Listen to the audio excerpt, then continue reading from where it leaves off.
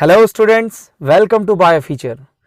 Student, आज हम post fertilization event topic के बारे में डिस्कस करेंगे, जो कि बायोलॉजी क्लास 12th के second chapter sexual reproduction in flowering plant का मोस्ट इंपॉर्टेंट टॉपिक है।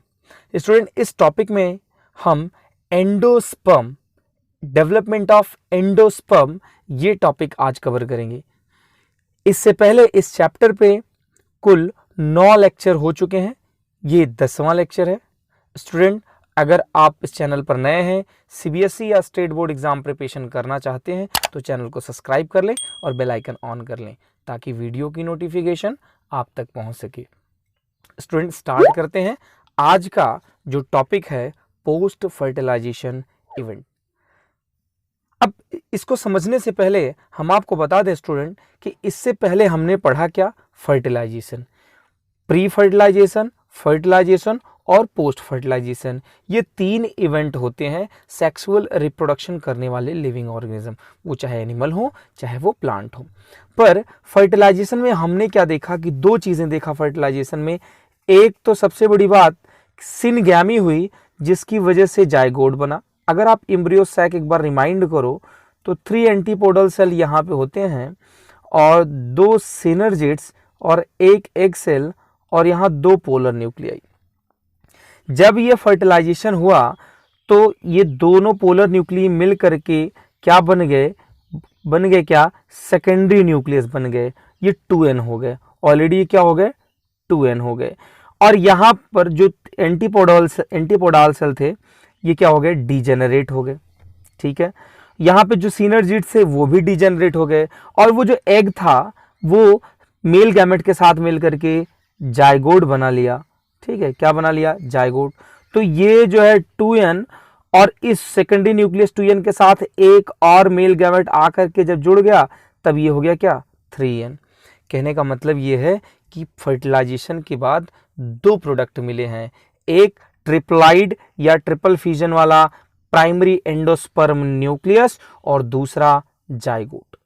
तो स्टूडेंट, 2 प्रोडक्ट मिले हैं फर्टिलाइजेशन के बाद, एक ट्रिप्लाइड प्राइमरी एंडोस्पर्म न्यूक्लियस और दूसरा जायगोट। ये 2 चीजें मिली हैं हमें फर्टिलाइजेशन से। It is results of fertilization. अब स्टूडेंट, अब इसमें हम लोग समझते हैं कि जो ट्रिप्लाइड TPN है, TPNEN है, यानी ट्रिप्लाइड प्राइमरी एंडोस्पर्म न्यूक्लियस, या इसको एंडोस्पर्म मदर न्यूक्लियस भी कहेंगे। ठीक है, इसमें और जायगोट में एक चीज बहुत ही कॉमन होती है। क्या कॉमन होती है? कि दोनों में माइटोसिस होते हैं। दोनों में क्या होते हैं? माइटोसिस। तो जब प्राइमरी एंडोस्पर्म न्यूक्लियस में माइटोसिस होगी, तब वो क्या बनाएगा? एंडोस्पर्म बनाएगा। लेकिन अगर जो दूसरा प्रोडक्ट है फर्टिलाइजेशन का, जो सिनगैमी की वजह से बना है, जायगोट, अगर उसमें माइटोसिस होगी तो वो क्या बनाएगा? एम्ब्रियो बनाएगा। सिंपल अंडरस्टैंड होना है आपको कि जो प्राइमरी एंडोस्पर्म न्यूक्लियस है ये एंडोस्पर्म बनाएगा और जो जायगोट है वो एम्ब्रियो बनाएगा। तो सर, इस समय एम्ब्रियो सैक में फर्टिलाइजेशन हो जाने के बाद सिर्फ 2 चीजें बची हुई हैं, एक तो ट्रिप्लाइड यानी 3n वाला स्ट्रक्चर और एक 2n वाला स्ट्रक्चर। सर, ये प्राइमरी एंडोस्पर्म न्यूक्लियस है, ये PEN है, और ये जायगोट है। क्या है? जायगोट है। अब आपको समझना ये है, ये जो जायगोट आप देख रहे हो, ये जायगोट डिप्लॉइड 2n है, ये PEN ट्रिप्लॉइड 3n है। यही एंडोस्पर्म बनाएगा, ठीक है, जिसे आज हम लोग डिस्कस करेंगे। और दूसरा जो है, ये जो जायगोट डेवलप होगा तो ये एम्ब्रियो बनाएगा। ये क्या बनाएगा? एम्ब्रियो बनाएगा। ये जो जायगोट वाला पॉइंट है, तो इस पे भी डिस्कस करेंगे। तो स्टूडेंट देखिए, पोस्ट फर्टिलाइजेशन इवेंट में बेसिकली 2 बातें आती हैं। वैसे तो कुल 3 बातें हैं। क्या क्या भाई? कि पहले तो एंडोस्पर्म का बनना, दूसरा एम्ब्रियो का बनना, और तीसरी एक और बात आ जाती है कि सीड और फ्रूट का बनना। भाई, सीड और फ्रूट भी तो बनेंगे, तो इसको भी हम लोग देखेंगे। सीड और फ्रूट का बनना ये तीसरी इवेंट है। एम्ब्रियोनिक डेवलपमेंट ये अब दूसरा इवेंट ले लीजिए, और एंडोस्पर्म डेवलपमेंट ये पहला इवेंट। ये 3 इवेंट होती है पोस्ट फर्टिलाइजेशन इवेंट में। तो स्टूडेंट अब आपको समझ में आ गया होगा कि पोस्ट फर्टिलाइजेशन इवेंट में हम 3 पॉइंट पे बात करने वाले हैं, एक एंडोस्पर्म पे, दूसरा एम्ब्रियो पे, तीसरा फ्रूट और सीड फॉर्मेशन पे। फिलहाल आज हम इस लेक्चर में एंडोस्पर्म कैसे बना, कैसे डेवलप हुआ, इसी पे डिस्कस करेंगे। पर दोनों के लिए मैंने बता दिया कि दोनों के लिए 2 मेन इवेंट हैं, एंडोस्पर्म का बनना और एम्ब्रियो डेवलपमेंट, या इसको एम्ब्रियोजेनी कहते हैं। तो एंडोस्पर्म और एम्ब्रियो बनने में कॉमन पॉइंट क्या है कि जो प्राइमरी एंडोस्पर्म न्यूक्लियस है उसमें माइटोसिस हुआ तो एंडोस्पर्म बना, जो जाइगोट है उसमें माइटोसिस हुई तो एम्ब्रियो बना। कहने का मतलब एम्ब्रियो सैक के अंदर अब सिर्फ 2 ही चीज बचे हुए हैं, एक 3n वाला स्ट्रक्चर, एक 2n वाला स्ट्रक्चर, यही एंडोस्पर्म बनाएगा और यही जाइगोट बनाएगा। तो आज हम सबसे पहले एंडोस्पर्म वाला पोर्शन देखेंगे, मतलब 3n वाले पोर्शन पे बात करेंगे। तो स्टूडेंट जाइगोट वाले पॉइंट को अभी कंसिडर नहीं करेंगे, अभी हम एंडोस्पर्म वाले पॉइंट पे कंसिडर करेंगे क्योंकि हमें फर्स्ट टॉपिक कवर करना है। तो चलिए स्टार्ट करते हैं। Student development of endosperm, endosperm बना कैसे? तो एंडोस्पर्म के लिए आपको सबसे बड़ी बात मैं बता दूं कि एंडोस्पर्म की अपनी क्या क्वालिटी होती है कि एंडोस्पर्म जो होती है उसके जो सेल होते हैं वो आइसोडायमेट्रिक होते हैं। आइसोडायमेट्रिक का मतलब लगभग सारे सेलों का जो डायमीटर है वो सेम ही होता है। और सबसे बड़ी बात क्या होती है कि store large quantity of food material. ये एंडोस्पर्म जो है फूड मटेरियल स्टोर करते हैं, ये न्यूट्रेटिव टिश्यू होते हैं। ये जब एम्ब्रियो डेवलप होने लगता है तो उसको नरिश करते हैं, न्यूट्रिएंट प्रोवाइड करते हैं। एंडोस्पर्म में ही न्यूट्रिएंट स्टोर रहते हैं। आपको हम बता दें कि एंडोस्पर्म वाले जो सेल होते हैं उनमें इंटरसेलुलर स्पेस नहीं होता। और तो और एंडोस्पर्म जो है वो स्टार्ची हो सकता है, जैसे राइस में स्टार्ची हो सकता है, ऑयली हो सकता है, आप कैस्टर प्लांट में ले लीजिए, ठीक है। और तो और जो भी कुछ ऐसे कुछ ऐसे ग्रेन्स हैं या सीरियल्स हैं जो जिसमें वो एल्यूरॉन टिश्यू बनाता है जो कि प्रोटीन का फॉर्मेशन करता है।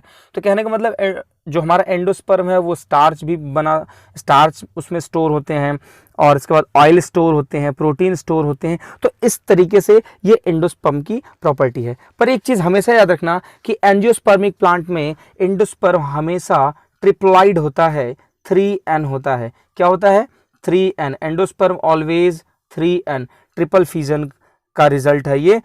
एंडोस्पर्म हमेशा 3n होता है। कहां से बनेगा? प्राइमरी एंडोस्पर्म न्यूक्लियस या एंडोस्पर्म मदर न्यूक्लियस से बना है ये एंडोस्पर्म, और इसके हर एक सेल क्या होंगे? 3n होंगे, ठीक है। ये ट्रिप्लॉइड होगा। पर आपको बता दें कि कुछ ऐसे प्लांट हैं जिसमें एंडोस्पर्म डिप्लॉइड ही होते हैं, जैसे इनोथेरा। अगर आपको एक प्लांट का नाम बता दो इनोथेरा, तो ये थेरा जो है, जो इनोथेरा प्लांट है इसमें ना 2n डिप्लॉइड एंडोस्पर्म होते हैं। और तो और एक और है जिसमें पेंटापोलाइड एंडोस्पर्म होते हैं। आपको मैं बता दूं उसका नाम है पल्मबागो, PLUM, पल्मबागो, ठीक है। ये जो प्लांट है इसमें पेंटापोलाइड 5n एंडोस्पर्म होते हैं, 5n। कुछ में तो नैनोपोलाइड होते हैं, कुछ ऐसे हैं जिनमें नैनोपोलाइड होते हैं, जैसे पेप्रोमिया की स्पीसीज है तो उसमें नैनोपोलाइड होते हैं। फिलहाल हमें बस इतना समझना है कि हमारा जो एंजियोस्पर्मिक प्लांट होता है वो ट्रिप्लॉइड होता है। मोस्ट क्या होते हैं? ट्रिप्लॉइड होते हैं। तो स्टूडेंट चलते हैं, स्टार्ट करते हैं, देखते हैं क्या है ये सारी चीजें। एंडोस्पर्म की प्रॉपर्टी आपको बेहतर समझ में आएगी। देखिए एंडोस्पर्म जो है, मैंने यहाँ पर एक एम्ब्रियो सैक बना दिया और एम्ब्रियो सैक के बाद मैंने कहा सर यहाँ पे ये कहीं न कहीं सर ये 2n वाला रीजन है जहाँ पे जाइगोट है, और ये 3n वाला रीजन मैंने बना दिया, ठीक है। ये हमारा क्या है कि इनिशियल प्राइमरी एंडोस्पर्म न्यूक्लियस है। अब ये न्यूक्लियस क्या होगा? माइटोटिकली डिवाइड होगा। भाई इसकी मैं बात ही नहीं कर रहा हूँ, ठीक है। अब ये माइटोटिकली डिवाइड होगा, तो माइटोटिकली डिवाइड होगा मतलब अगर मैं इसी पे कंसीडर करूं तो ये जो स्ट्रक्चर है माइटोटिकली डिवाइड होगा, तो कहीं न कहीं इसमें क्या होगा कि ये जो ट्रिप्लॉइड वाला स्ट्रक्चर है वो अपना नंबर बढ़ाता जाएगा। माइटोसिस कर रहा है और माइटोसिस में नंबर ऑफ क्रोमोसोम क्या होते हैं? सेम होते हैं। सेम उसी टाइम ये जो 2n वाला स्ट्रक्चर है, ये भी तो अपना सेल बढ़ाना शुरू किया एम्ब्रियो बनाने के लिए। तो इसने एंडोस्पर्म टिश्यू बनाया, अभी तक न्यूक्लियस बोल रहे थे, अब इसको बोल रहे हैं ये एंडोस्पर्म टिश्यू बनाया और इसने क्या बनाया, एम्ब्रियो बनाया, ठीक है, एम्ब्रियो टिश्यू बनाया, ठीक, क्योंकि अब ये भी डिवाइड कर रहा है। अच्छा, इधर डिवीजन हो रहा है तो इसलिए जो है इसके जो सेल हैं ऊपर की तरफ बढ़ रहे हैं और इसका जो सेल्स हैं स्टूडेंट, इसके जो सेल्स हैं ये हमेशा ऊपर की तरफ बढ़ेंगे। ऊपर बोले तो माइक्रोपाइल वाले रीजन में, ये बिल्कुल नहीं भूलना है आपको कि ये ऊपर की तरफ बढ़ते हुए जाएंगे और इधर जो एंटीपोडल वगैरह एम्ब्रियो सैक में होंगे उनको क्रश कर जाएंगे और उनकी पूरी जगह ले लेंगे। अच्छा, एक चीज और आप याद रखो कि इसके बगल में एक टिश्यू है, मैं आपको बता रखा हूं, इसके बगल में एक टिश्यू है एम्ब्रियो सैक के बगल में, क्या नाम है उसका, न्यूसिलस। क्या है, न्यूसिलस। इतना ही नहीं बल्कि वो एम्ब्रियो सैक धीरे धीरे क्या करेंगे, जिसके सेल बढ़ते जाएंगे और ये न्यूसिलस को भी क्रैश करते हुए उसका भी एरिया ऑक्यूपाई करेंगे। मतलब इतना बढ़ते जाएंगे एंडोस्पर्म, ये धीरे धीरे बढ़ते चले जाएंगे, ठीक है, और हमेशा माइक्रोपाइल की तरफ, ऊपर की तरफ ही बढ़ेंगे, ठीक है। क्यों नीचे नहीं बढ़ेंगे, क्योंकि नीचे ऑलरेडी जायगोट भी अपना डेवलपमेंट कर रहा है, इसको एम्ब्रियो बना देना है और ये पूरा एंडोस्पर्म बनाना है। तो इस तरीके से न्यूसिलस जो है, न्यूसिलस का एरिया भी ये लोग यूज कर रहे हैं। मतलब एम्ब्रियो सैक का एरिया तो ले ही लिए, साथ साथ में न्यूसिलस भी ले रहे हैं। पर कुछ ऐसे प्लांट्स हैं जिनमें न्यूसिलस थोड़े बहुत रिमेनेंट्स रह जाते हैं, न्यूसिलस पूरी तरीके से खत्म नहीं होते हैं। तो आप सोच सकते हैं कि जिसमें न्यूसिलस खत्म नहीं होते, थोड़े बहुत उसके रेमिनेंट्स रह जाते हैं, बचे रह जाते हैं, ठीक है, तो उसे ही कहते हैं पेरिस्पर्म, ठीक है। एग्जाम्पल के लिए ब्लैक पेपर, काली मिर्च आपने नाम सुना होगा। तो जो काली मिर्च होती है उसमें क्या होता है कि जो न्यूसिलस का कुछ पार्ट्स बच जाता है तो उसी को कहते हैं पेरिस्पर्म। क्या कहते हैं, पेरिस्पर्म। ये बीट रूट में भी आपको पेरिस्पर्म देखने को मिलेगा, उसमें भी न्यूसिलस के रेमिनेंट्स रह जाते हैं, न्यूसिलस के, ठीक है स्टूडेंट। तो चलिए अब देखते हैं कि मैंने कह दिया कि सर ठीक है, यहाँ पर मैंने एक छोटा सा एम्ब्रियो सैक बनाया, मैंने कहा सर इधर जाइगोट मान लीजिए, इधर 2n वाले स्ट्रक्चर, इधर 3n वाले बहुत सारे सेल्स बन गए हैं, ठीक है। ये न्यूसिलस का एरिया ऑक्यूपाई कर लिए, ठीक है, न्यूसिलस का एरिया ऑक्यूपाई कर लिए, बगल में न्यूसिलस भी यूज किए, ठीक है। इसके बाद इसके बाहर एक और लेयर थी, अगर आपको याद हो, इसका नाम है इंटीगुमेंट, है ना भाई। इसको अगर ये जो एरिया देख रहे हैं आप, इसका नाम क्या है, इंटीगुमेंट। यहाँ पे एक और लेयर है, ठीक है, इसका क्या नाम है, इंटीगुमेंट। तो ये आउटर इंटीगुमेंट है, ये इंटर इंटीगुमेंट है। ये जो जो इनर वाला इंटीगुमेंट है, अंदर वाला इंटीगुमेंट है, ये बनाता है, जो इनर वाला है वो टैगमेन बनाएगा। क्या बनाएगा, टैगमेन, अंदर वाला। और जो बाहर वाला है ये टैगमेन बनाएगा, ठीक है, और बाहर वाला जो है वो टेस्टा बनाएगा। क्या बनाएगा स्टूडेंट, टेस्टा, ये कोट कवरिंग। और एक्चुअल में आप देखें तो ये पूरा स्ट्रक्चर कहाँ है, ओवरी के अंदर। कहाँ है, ओवरी के अंदर। इधर ओवरी के ऊपर क्या हो जाती है, इधर स्टाइल हो जाती है, और अबव जाएंगे तो क्या हो जाएगी, स्टिग्मा मिलेगी। तो ये पूरी ओवरी क्या बनाएगी, ये पूरी ओवरी क्या बनाएगी, ये जब फर्टिलाइजेशन के बाद ये पूरी फ्रूट बन जाएगी। और ओवरी की ये जो वॉल है, ये जो वॉल है ओवरी की, ये क्या बनाएगी, पेरिकार्प। फ्रूट की जो वॉल होती है वो क्या होती है, पेरिकार्प। फ्रूट की 3 वॉल होती है, बाहर इपिकार्प, मिडिल वाली मीजोकार्प, अंदर वाली एंडोकार्प। तीनों को कॉम्पैक्टली हम लोग कहते हैं पेरिकार्प। क्या बोलते हैं, पेरिकार्प। तो दरअसल पेरिकार्प क्या है, ये ओवरी वॉल ही होती है पेरिकार्प, जो फ्रूट बन जाने के बाद हमको पेरिकार्प के नाम से दिखाई देती है। तो स्टूडेंट यहाँ 2 टर्म हमने आपको समझाए हैं, एक पेरिकार्प, दूसरा पेरिस्पर्म। तो जो पेरिस्पर्म है स्टूडेंट, पेरिस्पर्म अच्छे से अलग समझिए, और पेरिकार्प जो वर्ड है इसको आप अलग समझिए। ये 2 वर्ड आप बिल्कुल क्लियर रखिए, ठीक है। तो स्टूडेंट अब आपको समझ में आ गया होगा कि एंडोस्पर्म वाले सेल जो है वो माइक्रोपाइलर रीजन की तरफ बढ़ते रहते हैं। कभी कभी तो न्यूसिलस का एरिया भी कंप्लीटली डिस्ट्रॉय कर देते हैं, मतलब कैच कर लेते हैं। ब्लैक पेपर में कुछ रेमिनेंट्स न्यूक्लियस के रह जाते हैं, ठीक है, उसी को हम पेरिस्पर्म कहते हैं। चलिए स्टूडेंट अब आगे देखते हैं कि मान लीजिए कि ये जो डेवलपमेंट ऑफ एंडोस्पर्म का डेवलपमेंट होता कैसे है।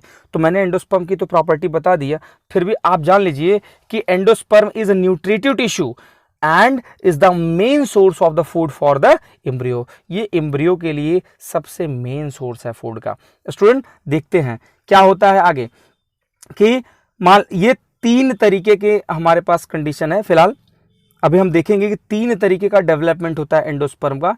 एक तो सेलुलर, दूसरा एक सेलुलर होता है, एक जो है न्यूक्लियर होता है और एक हेलोबियल होता है। तो ये तीनों पॉइंट हम लोग डिस्कस करेंगे अभी एंडोस्पर्म की प्रॉपर्टी जान लेने के बाद। तो स्टूडेंट देखते हैं क्या है प्रॉपर्टी एंडोस्पर्म की। तो सर एंडोस्पर्म क्या है, देखिए यहाँ पे बहुत ध्यान से देखिएगा, एक भी पॉइंट छूटने नहीं चाहिए, बिल्कुल कोई कंफ्यूजन नहीं होनी चाहिए, सारे पॉइंट्स क्लियर करेंगे। The endosperm is nutritive tissue, जी हाँ सर न्यूट्रिटिव टिश्यू है, किसके लिए, is the main source of food for embryo, ये इम्ब्रियो के लिए न्यूट्रिटिव टिश्यू है, ठीक है। लेकिन सर थोड़ा सा यहाँ पे एडिशनल आपको जानना है, हालांकि हम एंजियोस्पर्म के बारे में पढ़ रहे हैं, पर जिम्नोस्पर्म के लिए छोटी सी बात है क्या, कि इन gymnosperm it is haploid, gymnosperm में जो एंडोस्पर्म होता है वो हैप्लॉइड होता है, is formed by the repeated division of megaspore nucleus, उसके मेगास्पोर न्यूक्लियस में रिपीटेड डिवीजन होने की वजह से उसका जो एंडोस्पर्म होता है वो हैप्लॉइड होता है। तो जिम्नोस्पर्म में एंडोस्पर्म क्या होता है, हैप्लॉइड होता है। दरअसल सही मायने में आप समझो तो जो जिम्नोस्पर्म में फीमेल गैमेटोफाइट होता है और जो उसका एंडोस्पर्म होता है वो दोनों एक ही बात है, ठीक है। Female gametophyte and endosperm term in gymnosperm are the same एक ही बात है। तो स्टूडेंट ये जिम्नोस्पर्म की केस है, but we are talking about specially angiosperm. So what about angiosperm, angiosperm में ऐसा नहीं है सर, हैप्लॉइड नहीं है, यहाँ ट्रिप्लॉइड है। एंजियोस्पर्म में क्या है कि इन angiosperm it is new structure, इसमें ऐसा नहीं कि वही फीमेल गैमेटोफाइट ही एंडोस्पर्म है, जिम्नोस्पर्म जैसा नहीं, एक नया स्ट्रक्चर है, ये नया स्ट्रक्चर है। वो कैसे बना है, it's a result of fusion, ये फ्यूजन का रिजल्ट है। और कैसा fusion, the two polar nuclei, या आप सेकेंडरी न्यूक्लियस भी बोल सकते हो, and one of the male gamete and the endosperm contain triploid number of chromosome. मतलब ये कैसे बना हुआ है, ये सेकेंडरी न्यूक्लियस या टू पोलर न्यूक्ली और एक मेल गैमेट के मिलने से बना हुआ है, और इसमें नंबर ऑफ क्रोमोसोम क्या होते हैं, ट्रिप्लॉइड होते हैं। क्या होते हैं, ट्रिप्लॉइड होते हैं। ये चीज आपको याद रखना है। तो अब जिम्नोस्पर्म और एंजियोस्पर्म इन दोनों बातों को जानने के बाद एक पॉइंट आपको ध्यान रखने लायक है क्या, it is noteworthy that, ये आपको ध्यान देने लायक है क्या कि gymnosperm in gymnosperm it is pre fertilization tissue. मतलब जिम्नोस्पर्म के केस में अगर बात करें तो जो एंडोस्पर्म होता है वो फर्टिलाइजेशन से पहले ही बन जाता है, ये प्री फर्टिलाइजेशन टिश्यू होता है। लेकिन एंजियोस्पर्म में ऐसा नहीं है सर, ये तो पोस्ट फर्टिलाइजेशन इवेंट चल रहा है। तो एंजियोस्पर्म में it is post fertilization tissue. ये कैसा टिश्यू होता है, ये पोस्ट फर्टिलाइजेशन टिश्यू होता है। याद रखेंगे आप इसको, it is post fertilization tissue, it is post fertilization tissue, ये पोस्ट फर्टिलाइजेशन टिश्यू है, ये बात याद रखना। एंडोस्पर्म जिम्नोस्पर्म केस में जो एंडोस्पर्म होता है वो प्री फर्टिलाइजेशन टिश्यू है, एंजियोस्पर्म के केस में ये पोस्ट फर्टिलाइजेशन टिश्यू है, ये बात बिल्कुल नहीं भूलना है। तो आई होप आपको इसकी प्रॉपर्टी समझ में आ गई होगी कि एंडोस्पर्म क्या है स्टूडेंट। अब हम बात करते हैं कि कितने टाइप के एंडोस्पर्म होते हैं, कितने टाइप के एंडोस्पर्म होते हैं, ठीक है student. Type of endosperm formation, जो एंडोस्पर्म बन रहे हैं वो मैंने आपको बताया कि 3 तरीके से एंडोस्पर्म का डेवलपमेंट होता है। पहला न्यूक्लियर टाइप, वैसे होते तो मोर देन 3 हैं, पर यहाँ पे बेसिकली हम अपने बोर्ड के बुक के अकॉर्डिंग, एनसीईआरटी के अकॉर्डिंग मैं 3 टाइप पे एक्सप्लेन करूंगा, कुछ और भी हैं जो उस पर भी डिस्कस कर लेंगे हम लोग। न्यूक्लियर टाइप में क्या होता है, अब पहले समझ लीजिए न्यूक्लियर टाइप क्या होता है। पहला न्यूक्लियर टाइप, और दूसरा मैंने बताया सेलुलर टाइप, और तीसरा हेलोबियल टाइप। तो न्यूक्लियर टाइप क्या है पहले समझ लेते हैं। आप इस डायग्राम को बड़े ध्यान से देखिए। मैंने कहा कि सर मान लीजिए ये मैंने डायग्राम जो बना दिया, ये वाला ये एंडोस्पर्म है। मैं जो उस एम्ब्रियो सैक का जो जाइगोट वाला 2n वाला पोर्शन है उस पर कतई डिस्कस नहीं कर रहे हैं। अभी हम सिर्फ जो पेन है, जो प्राइमरी एंडोस्पर्म न्यूक्लियस है या प्राइमरी एंडोस्पर्म मदर से न्यूक्लियस है, उसी पे बात कर रहे हैं। जाइगोट वाले पोर्शन बात नहीं कर रहे हैं, क्योंकि फर्टिलाइजेशन के बाद मैंने बताया कि 2n और 3n 2 प्रोडक्ट बने हुए हैं। तो जाइगोट 2n प्रोडक्ट पे डिस्कस नहीं कर रहे हैं, अभी हम 3n पे बात कर रहे हैं। तो स्टूडेंट समझिएगा आप कि जो 3n है इसमें माइटोसिस हुआ तो लेकिन ये माइटोसिस में कैसा सेल डिवीजन है, सिर्फ कैरियोकाइनेसिस, सिर्फ न्यूक्लियस डिवाइड हुआ, सिर्फ केंद्रक का विभाजन हुआ। मतलब 3n में माइटोसिस हुआ तो एक उस सेल के अंदर 2 न्यूक्लियस बन गए, ठीक है, लेकिन दोनों न्यूक्लियस कैसे हैं सर, 3n वाले ही हैं। फिर थोड़ी देर बाद माइटोसिस हुआ, रिपीटेड माइटोसिस, 4 हो गए। बार बार सिर्फ न्यूक्लियस डिवाइड हो रहे हैं, सेल प्लेट का फॉर्मेशन नहीं हो रहा है। पहले न्यूक्लियस बहुत सारे डिवाइड हो गए और जब ऐसे न्यूक्लियस डिवाइड होते गए तो इनके बीच में जो स्पेस था उसकी वजह से यहाँ वैक्यूल का फॉर्मेशन हुआ, इनमें वैक्यूल का फॉर्मेशन हुआ। और ये वैक्यूल ने क्या किया, इन सारे सेलों को पुश करते गए, नया नया सेल बनता गया और पुश कर दिए। और ये सारे सेल जो है एक्चुअल में ये जो सारे सेल हैं वो क्या हो गए, पेरीफेरी, किनारे पे चले आए। मतलब अगर आप समझें कि जैसे मैं यहाँ पे कह दूं कि ये 3n का एक सेल था, तो जब पहले डिवाइड हुआ ये तो उसके अंदर तो ये 2 सेल बने 3n वाले, फिर 4 सेल बने इस तरीके से। लेकिन इसमें जो वैक्यूल बने थे इनको पुश करके क्या किए, इनको पेरीफेरी कर दिए। पेरीफेरी का मतलब है कि जो सेल है वो किनारे पे लग गए। इस तरीके से न्यूक्लियस किनारे पे बंद, फ्री न्यूक्लियर डिवीजन बोलेंगे इसको, ओनली न्यूक्लियर डिवीजन बोलेंगे, ठीक है स्टूडेंट। अब नए नए न्यूक्लियस बनते जा रहे हैं तो जो पुराने वाले न्यूक्लियस थे जो किनारे हो गए हैं, अब उनमें वॉल फॉर्मेशन होगा, मतलब लास्ट में वॉल फॉर्मेशन होगा। तो इनमें वॉल का फॉर्मेशन हो गया, ठीक है, वॉल का फॉर्मेशन हो गया। लेकिन बीच वाले अभी भी क्या है, न्यूक्लियर फॉर्म में ही हैं। तो ये जो किनारे पे वॉल का फॉर्मेशन हुआ, ठीक है, वो लास्ट में हुआ। बीच में अभी भी जो नए नए न्यूक्लियस बनते जा रहे हैं वो बिल्कुल फ्रीली है, फ्री न्यूक्लियर डिवीजन हुआ है इनमें। तो आप ऐसी कंडीशन आप कोकोनट वगैरह में देख सकते हो। कोकोनट में अगर आप देखिए तो कोकोनट में वो जो कोकोनट का पानी होता है, ठीक है, वो पानी उसका फ्री जो है न्यूक्लियर डिवीजन वाला पार्ट ही है या न्यूक्लियर वाला एंडोस्पर्म है। और जो उसका जो वाइटिश पार्ट होता है, जो वाइट वाला पार्ट होता है, उसको आप स्क्रब करके यूज़ करते हो वाइटिश पार्ट। या कभी आप ग्रीन जो है कोकोनट का आप पानी पीते हैं तो उसके बाद एक उसमें एक पतला सा एक थिन लेयर वाइट का मलाई जैसा निकाल के देता है। तो वो जो वाइट वाला पोर्शन है दरअसल ये वही है जो सेल वॉल फॉर्मेशन हो चुका है, ये जो वॉल फॉर्मेशन हो चुका है। लेकिन वो जो पानी है नारियल का, वही क्या है, ये बीच का सेलुलर न्यूक्लियर पार्ट है। तो अब आपको समझ में आ गया होगा कि इसमें ये न्यूक्लियर टाइप ऑफ एंडोस्पर्म बोला जाएगा। आपको ये कैप्सेला और जो है फेनिक्स प्लांट में भी देखने को मिलेगा। तो स्टूडेंट देखते हैं क्या है ये पॉइंट, ठीक है। द एंडोस्पर्म मदर न्यूक्लियस, या इसी को हमने बोला पेन, प्राइमरी एंडोस्पर्म न्यूक्लियस, ये divide repeated without wall formation, बिना वॉल फॉर्मेशन के लगातार डिवाइड हो रहा है। लेटर, लेकिन बाद में क्या होगा, लेटर स्टेज न्यूक्ली में रिमेन फ्री, लास्ट में न्यूक्ली सारे के सारे फ्री हो जाएंगे और वॉल फॉर्मेशन फॉलो, और लास्ट में वॉल फॉर्मेशन भी होगा जब पूरी तरीके से ये न्यूक्लियर डिवीजन हो जाएगा।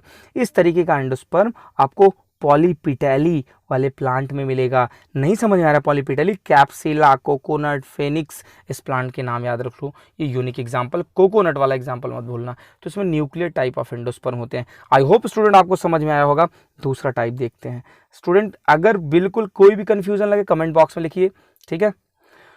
सेलुलर टाइप, सेलुलर टाइप में क्या होता है, ये बड़ा ही नॉर्मल है। इसमें क्या होता है कि जैसे मान लीजिए ये सेल है एंडोस्पर्म और ये डिवाइड हुआ, तो इसमें न्यूक्लियस डिवाइड होने के साथ साथ मान लीजिए एक सेल था, ये ट्रिप्लॉइड सेल था, ठीक है, 3n वाला सेल था। जैसे ही डिवाइड हुआ इसमें 2 सेल बने, तो ये भी 3n, ये भी 3n। इसमें ऐसा नहीं है कि सिर्फ न्यूक्लियस बट रहा है, इसमें न्यूक्लियस के साथ साथ सेल भी बट गया। मतलब कि इसमें एक सेल से बिल्कुल वही हुआ है जैसा आप समझ पा रहे हैं कि ये 2 सेल बन गए। आपको बात समझ आ रही? इस तरीके से पूरी तरीके से न्यूक्लियर डिवीजन हुआ, इसका पूरा न्यूक्लियर डिवाइड हुआ तो एक ही सेल के अंदर, एम्ब्रियो सैक के अंदर ऐसे 2 सेल बने। इस तरीके से लगातार सेल पे सेल डिवाइड होते गए, बनते गए और बहुत सारे सेल, नॉर्मल जैसे माइटोसिस होता है, सेल डिवीजन होते गए, कैरियोकाइनेसिस, साइटोकाइनेसिस, कैरियोकाइनेसिस, साइटोकाइनेसिस, और ये रिपीटेड होता रहा।